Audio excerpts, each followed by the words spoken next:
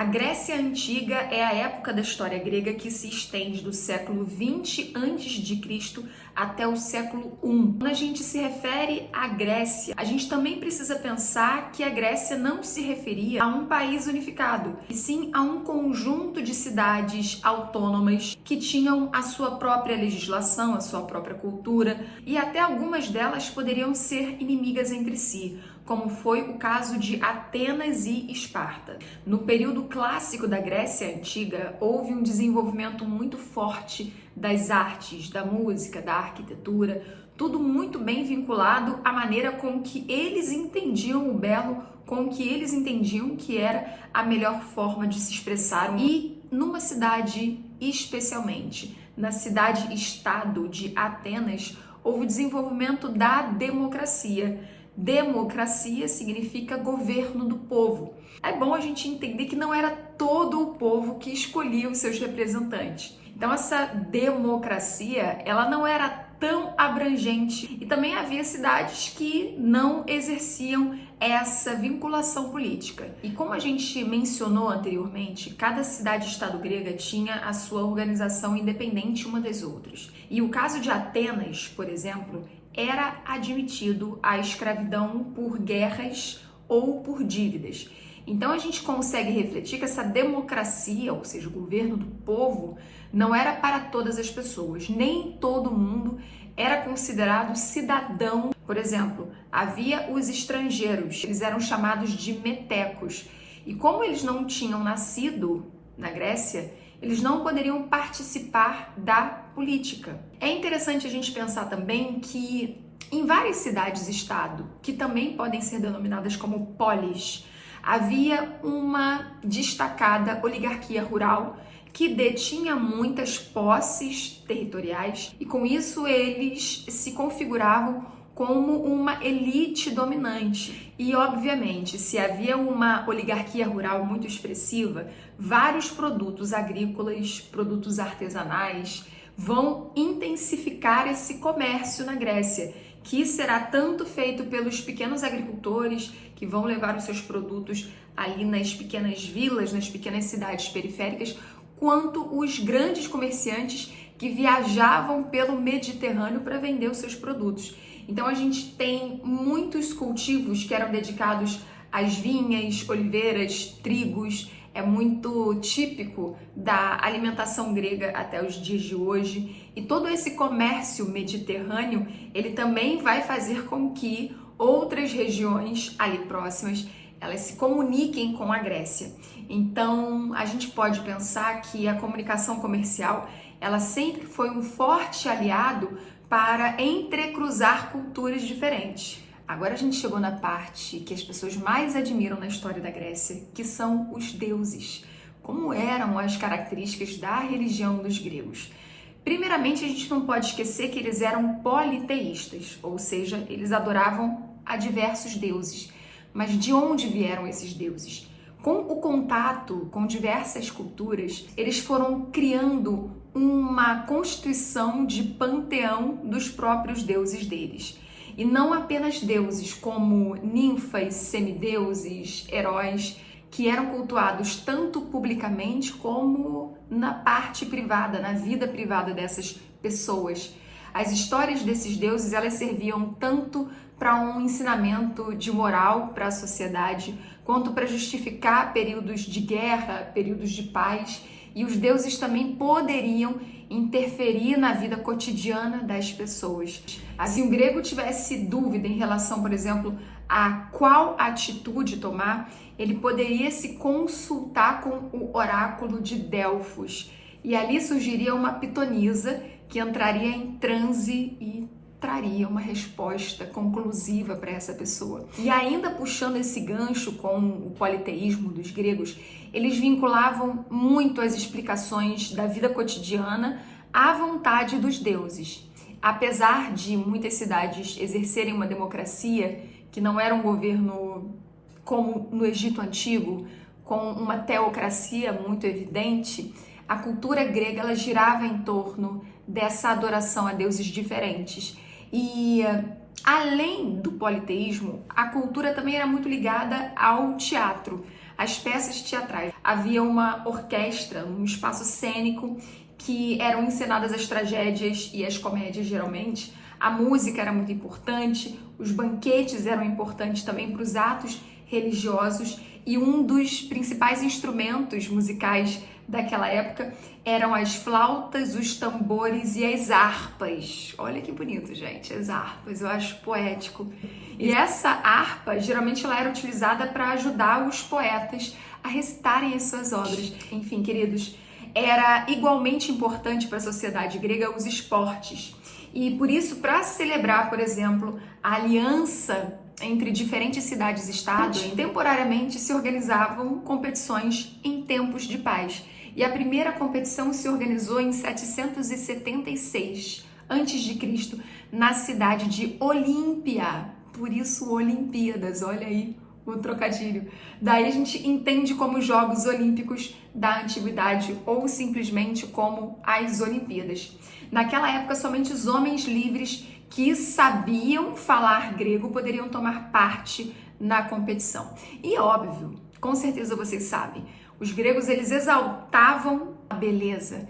Então era muito comum os homens eles serem muito atléticos, com aquele físico muito bem desenhado. E também era muito comum eles serem muito ligados uns aos outros, sobretudo em períodos de guerra. Era muito comum que eles se relacionassem afetivamente. Então a homossexualidade na Grécia não era algo não aceito. Muito pelo contrário, era algo mais comum do que a gente imagina. A gente vai ter uma ideia de pecado nessa relação homoafetiva assim que a Idade Média ela projeta aquele poderio da Igreja Católica e aí a gente entende como um pecado esse relacionamento tanto de homem com homem ou da mulher com a mulher. Então, esse assunto a gente vai falar um pouco mais pra frente, mas a gente vai tocar um pouquinho. Até aqui ficou tudo mais fácil, né, gente? A gente conversando assim de uma maneira mais fluida. Entretanto, começa a vir uma pequena dificuldade no conteúdo de Grécia, que são as etapas desse longo período da Grécia Antiga. E a gente contabiliza 5 etapas praticamente. O período pré-homérico, que vai dos séculos 20 até o século 12 a.C., o período homérico, que vai do século 12 até o século 8 a.C., o período arcaico, que se estende do século 8 ao século 6, o período clássico, que se estende do século 5 ao século 4, e o então período helenístico, que vai do século 4 até o século 1 a.C. O período pré-homérico, que é o que inicia essa historiografia grega, é o período também que a Grécia está se formando, ou seja, vários povos diferentes, eles se concentram ali naquele espaço da Grécia e eles vão trocando culturas e formando o seu território. Então a gente compreende que houve uma gigantesca miscigenação de povos diversos, que a gente chama de povos indo-europeus ou povos arianos. Quem eram esses povos indo-europeus ou povos arianos? Aqueus, jônios, eólios, dórios, e eles geralmente migravam para a região situada ao sul da Península Balcânica, entre os mares Jônico, Mediterrâneo e Egeu. Professor, eu preciso pensar numa geografia, eu preciso entender essa matéria olhando o mapa, com certeza. A gente precisa sempre compreender que na história a geografia ela é fundamental. Então, estudar vendo o mapa é de suma importância. Lá por volta dos anos 2000 a.C., os aqueus chegaram, eles viviam num regime de comunidade primitiva, ou seja, eles dividiam muito das suas tarefas.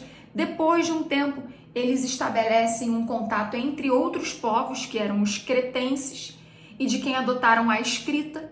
Depois eles se desenvolvem, constroem uma arquitetura muito mesclada com as suas culturas, palácios, cidades fortificadas.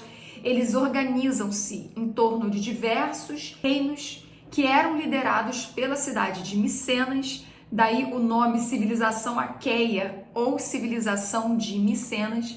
E depois de praticamente aniquilarem a civilização cretense anterior, eles dominaram várias ilhas ali da região do Mar Egeu e destruíram Troia, que era uma das cidades rivais deles. Ou seja, a gente começa o período pré-homérico com muitas guerras. Lá no final do século XII, antes de Cristo, a civilização micênica ela foi destruída por outros povos conhecidos como dórios, e eles impuseram um violento domínio sobre toda a região, arrasaram a cidade, provocaram uma dispersão da população, porque se a população não tinha segurança, elas migravam para outros lugares, e favoreceu a formação de diversas colônias. Esse fato é conhecido como a primeira diáspora grega, ou seja, a gente entende que houve um êxodo dessas populações para outras regiões por conta desse período que era intensamente bélico. E lembrem-se, quando eu falo bélico, eu quero dizer períodos relacionados a guerras. No período homérico, o segundo período da Grécia, nós teremos várias invasões dóricas que acabam promovendo um retrocesso na sociedade grega. Períodos longos de guerras nunca são períodos muito bons, e isso até mesmo para as sociedades da antiguidade clássica. Em algumas regiões surgem os chamados genos. Não se esqueçam dessa palavra, pois ela cai muito em prova. E o que seria basicamente esses genos? Seriam comunidades formadas por diversas famílias, descendentes de um mesmo ancestral. E dentro dessas comunidades, os bens eram comuns. Olha o comunismo aí, pessoal. Olha o bem comum dividido entre todos. E o trabalho também, obviamente, era coletivo. Eles criavam gado, cuidavam da terra e assim eles viviam dividindo tudo entre eles. Eles dependiam basicamente das ordens de um chefe comunitário chamado pater. Pater, paternalismo. Pater, pai. Então a gente consegue fazer vinculações muito fortes através dessas explicações, inclusive porque o grego, o italiano, as línguas espanhola, portuguesa, são todas oriundas do latim. Então a gente tem muitas similaridades entre os idiomas. E com o aumento da população e o desequilíbrio entre a população e o consumo, os genos começaram a se destituir. E aí muitos começaram a abandonar esse sistema comunitário, foram procurar melhores condições de sobrevivência, iniciaram um processo de colonização em boa parte do mar Mediterrâneo. Esse movimento, queridos, gravem por favor, marca a desintegração do sistema dos genos, que a gente também pode chamar de sistema gentílico, e é conhecido como a segunda diáspora grega. A primeira a gente mencionou aqui no período pré-homérico, onde houve aquelas sucessivas invasões, guerras entre jônios, eólios, dórios. As pessoas vão migrar para outros lugares, mas o que vai resultar? Quais serão essas colônias formadas por essas pessoas na segunda diáspora grega? Nós teremos aqui a cidade de Bizâncio, que você já ouviu quando você fazia o seu 6º ano. Bizâncio hoje em dia, queridos, é nada mais e nada menos do que Istambul. E a gente entendia há tempos atrás também como Constantinopla. Primeiro ela levou o nome de Bizâncio, depois leva o nome de Constantinopla e hoje em dia tem nome de Istambul. Eu sou louca para conhecer a Turquia. Eu irei conhecer. A gente tem Marsella e Nice, situam na França, sempre se situaram. A gente tem Nápoles, Tarento, Síbaris, Crotona e Siracusa, conhecidas em conjunto como a Magna Grécia, e no sul da Itália e na Sicília. Ou seja, os gregos eles irão formar culturas em outras localidades, mas eles vão expandir a sua cultura e isso também vai fazer com que houvesse uma troca cultural muito grande. Os gregos ensinaram muito para outras regiões da Europa. O terceiro período é o período arcaico. Nele se inicia com a decadência da comunidade dos genos ou comunidade gentílica, ou seja, os genos foram dissipados e forma-se as frátrias, que eram muito mais fortes do que os genos. Frátrias e não fratrias, ok? Essas frátrias se uniam, formando as tribos que constituíram em terrenos elevados, cidades fortificadas denominadas acrópolis. Gente, olha que interessante. As acrópolis eram aquelas cidades que ficavam em cima de morros e tinha todo um aparato de cidadela, um aparato político, um aparato cultural, um aparato público, um aparato comercial. Estavam nascendo as cidades-estado, as polis gregas. Atenas e Esparta serviram de modelo para as demais polis gregas.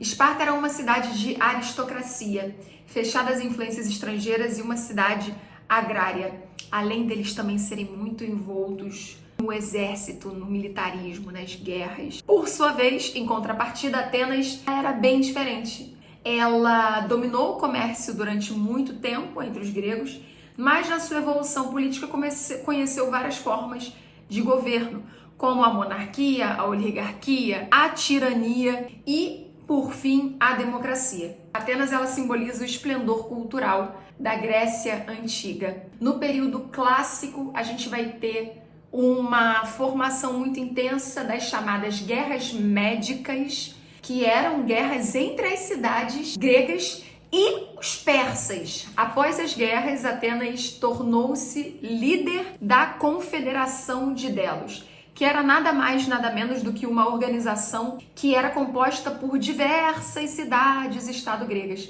E elas deveriam contribuir com navios, com impostos, com dinheiro, para manter a resistência naval contra uma possível invasão estrangeira. Então, a Confederação de Delos era aquela junção que absorvia o dinheiro dessas pessoas para fazer a manutenção da guerra. O período da hegemonia ateniense coincidiu com a prosperidade econômica e o esplendor cultural de Atenas. Naquela época, queridos, a gente tem a filosofia, o teatro, as esculturas, a arquitetura atingindo a sua grandeza, sabe? No período clássico. E assim como Atenas também exercia uma influência muito grande, Esparta ela também compôs com outras cidades uma outra liga que fazia uma oposição à Confederação de Delos, que era a chamada Liga do Peloponeso. Ou seja, a Liga do Peloponeso era liderada por Esparta,